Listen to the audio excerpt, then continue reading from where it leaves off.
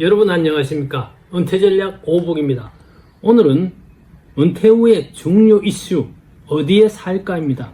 여러분들 물리적인 몸과 물리적인 주거 환경이 우리의 정신을 지배합니다. 그래서 오늘은 이 중요한 주거 환경에 대해서 말씀드리겠습니다.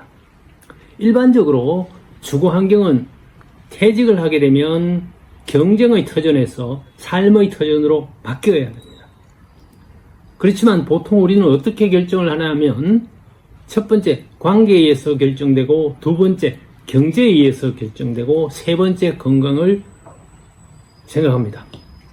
그렇지만 실제로는 가장 중요한 것은 자기 사랑과 건강에 의해서 삶의 터전의 이주를 결정을 해야 됩니다.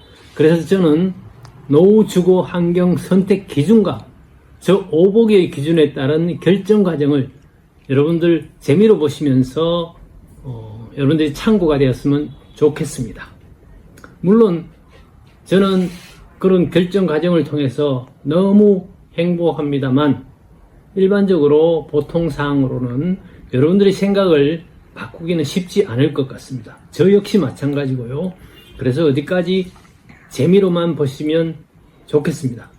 자, 그래서 노후 주거 환경 선택 방법과 오복의 기준에 따른 선택을 말씀드리겠습니다. 첫 번째 전제 조건입니다. 한국의 중간 소득층 플러스 마이너스 한 70%로 잡겠습니다. 두 번째, 비교적 건전하고 건강하다. 이 역시 70%로 잡겠습니다. 그 다음에 세 번째, 변화를 두려워하지 않는다. 이 변화를 두려워하지 않는다 에서는 제가 볼 땐 50%도 안 될 것 같습니다. 그래서 70%에 70%에 50%면 얼마죠? 뭐 얼마 안 되네요. 30% 정도밖에 되지 않죠? 예를 들면, 물론 저보다 다 훌륭한 분들이지만 일단 변화를 두려워하지 않는 분은 그렇게 많지는 않은 것 같습니다. 네 번째, 자연으로서 자기 사랑과 기쁨으로 살고 싶다? 100%도 압니다. 그 다음에 싱글이건 부부이건 맘맞으면 상관없습니다. 이것도 100%도 압니다. 그래서 중요한 거는 한국의 중산층이고 비교적 건전하고 건강하고 그리고 변화를 두려워하지 않는 전제 조건입니다. 두 번째입니다. 이런 전제 조건에서 국내라면 어디로 가야 하나의 기준, 경쟁의 터전의 익숙함이냐, 두 번째, 삶의 터전으로 친근감과 꿈을 찾아갈 것이냐, 세 번째, 자연건강 친화형으로 갈 것이냐. 이 세 가지 중에 여러분들 어느 타입에 속하는지를 살펴보시면 되겠습니다. 일단은 국내는 뭐 여러분들이 잘 아실 거니까 넘어가고, 세 번째, 국외라면 여러분들 어디로 가겠습니까? 선택은 사실 크게 나누면 두 가지입니다. 타 선진국에 도전하느냐, 아니면 후진국의 가성비를 따질 것이냐. 그래서 중산층은 가성비 좋은 후진국으로, 만약 선진국을 가면 좋은 주거 환경과 맛있는 음식을 먹기가 힘들 것 같습니다. 왜냐고요? 선진국 중에서 한국의 음식이 가장 저희한테 맞고 가성비가 좋을 것이고, 그리고 교통 시스템 세계 최고입니다. 의료 시스템 세계 최고입니다. 행정 시스템 세계 최고입니다. 이런 응용 정보 시스템 관계는 제가 40년을 이쪽 분야에 근무했지만 대한민국이 최고입니다. 그래서 저는 사실 후진국의 가성비를 선택해서 다낭으로 선택한 것을 말씀드리겠습니다. 네 번째, 몇몇 제가 아는 국가를 벤치마킹 해보니 일본은 단독 위주의 편의성 위주로 노후의 주거 환경을 정한답니다.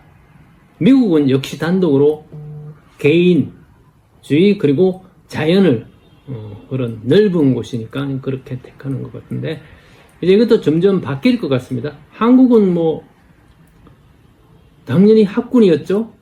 그런데 그 이후에 그 학군에서 아이들이 전부 출가하고도 그 학군에서 그대로 살게 되는 그런 형태를 보이고 있습니다. 이것도 우리가 많이 생각해 볼 문제인 것 같습니다. 그래서 저는 이 경쟁의 터전에서 삶의 터전으로 바뀌면서 이 주거 환경의 선택 기준을 건강 위주로 바꿔서 이주하는 것을 권유드립니다. 다섯 번째, 그래서 저 오복의 벤치마킹, 오복이가 벤치마킹 해본 거는 첫 번째, 살고 싶은 곳에서 살자. 뭐 꿈이지만, 두 번째, 집을 찾을 때는 연인을 찾듯이 집을 찾아라. 어느 대가가 이런 얘기를 했다고 그러네요. 사실은 집은 정신적인 공간입니다. 물리적인 공간인 동시에 정신을 지배하는 공간입니다. 그 다음에 세 번째, 편리함과 친근감이 있어야 됩니다. 그래서 저 나름대로 여러 가지를 공부해서 여섯 번째, 제 결정 기준은 7가지로 정했습니다. 첫 번째가 저는 무조건 건강이었습니다. 두 번째는 의식주 생활입니다. 세 번째는 근처의 편의시설입니다. 네 번째, 저는 걸어다니지만 그래도 교통을 꼽았습니다. 다섯 번째, 제 취미생활을 할 수 있는 곳. 여섯 번째, 공부, 평생학습. 일곱 번째, 병원을 마지막으로 들었습니다. 조금 여러분들 생각하고 다르더라도 이해해 주시기 바랍니다. 첫 번째, 건강은 자연 친화적인 공기를 택했습니다. 저는 미세먼지 싫고 킁킁거리고 알레르기가 좀 있어서 공기 좋은 것으로 택했습니다. 그리고 저는 빡세게 운동하는 걸 좋아합니다. 그래서 땀 흘리고 충분히 휴식하고 잘 먹고 잘 사고 잘 자자. 이제 신조입니다. 지금 그렇게 생활해서 너무 기분이 좋습니다. 그러려면은 먼저 체육관, 배드민턴장, 헬스장, 수영장 뭐 이런 공간이 근처에 있어야 됩니다. 두 번째, 의식주 생활입니다. 먼저 건강하게 옷을 입으면 됩니다. 전 추운 건 싫습니다. 그리고 따뜻한 나라로 가면 반바지에 티 하나 그리고 슬리퍼만 끌고 다니면 되기 때문에 건강에 아주 좋습니다. 두 번째, 식입니다. 양질의 건강식품을 소식하는 게 좋다고 생각합니다. 그래서 과일과 야채가 풍부한 것으로 저는 선정을 했습니다. 그 다음 의식주의 주. 삶의 터전은 최소 12평 정도의 비움과 체험의 정신적, 물리적 공간으로 아주 깨끗한 곳을 택했습니다. 자, 그래서 의식주 생활 역시 편의성과 그리고 제 건강을 위주로 택했습니다. 세 번째, 이 편의시설이 제 의식주를 생활하는데 주변에 예를 들면 뭐 마트라든지 이런 음식을 사는 곳 그리고 뭐 가전제품이라든지 전자제품 이런 편의시설이 도보 접근이 용이한 위치에 있어야 됩니다.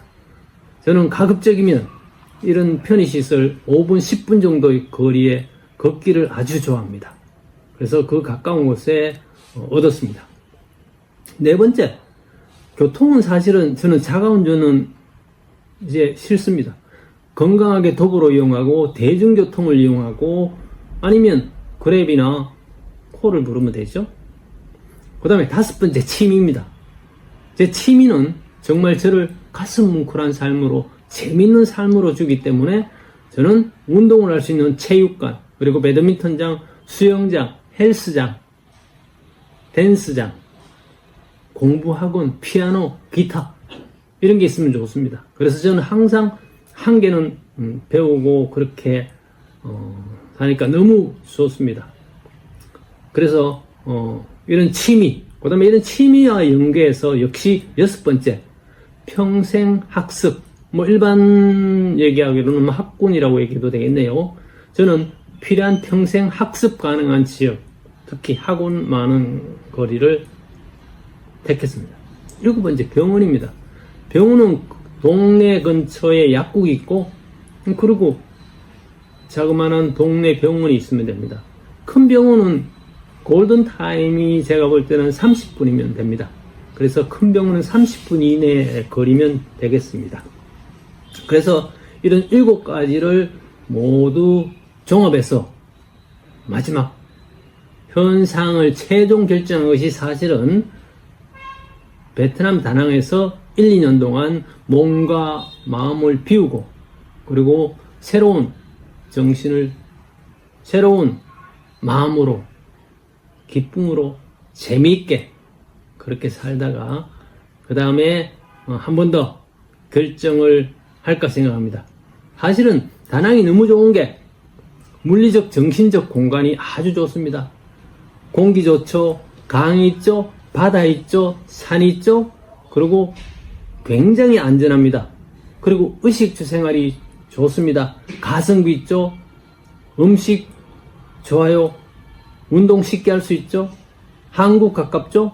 4달 동안 저는 아픈데 21군데가 좋아졌습니다.